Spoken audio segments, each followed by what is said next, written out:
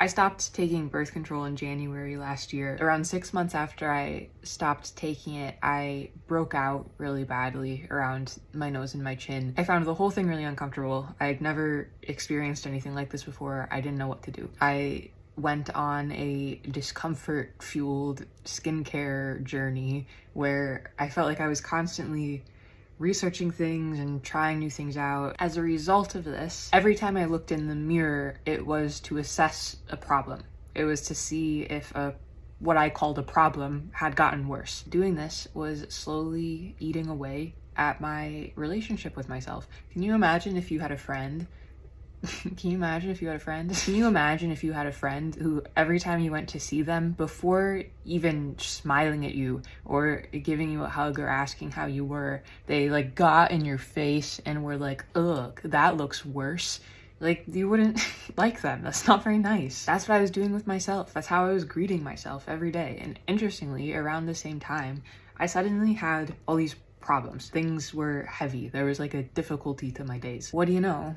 The dynamic at the core of your relationship with yourself is also the dynamic at the core of your relationship with your life and your relationship with the world. Once I noticed what I was doing, this lack of like gentleness and care for myself, I made a point of, before stepping into the view of the mirror, I was like, it's time to see myself. And then I'd go and see myself and be like, oh, there you are. I'm so excited to see you again. You're beautiful. I love you. And before like a problem even came into my consciousness, like, oh, you, what a miracle. Quite quickly, the tone of my days changed. Things got a lot lighter. The other thing this made me see, if you look at a zit, but you look at it with neutrality, it just becomes something else. It's no problem. It's no enemy. It's just something else. And in fact, in its something elseness, you can get to a place where something like actual beauty emerges.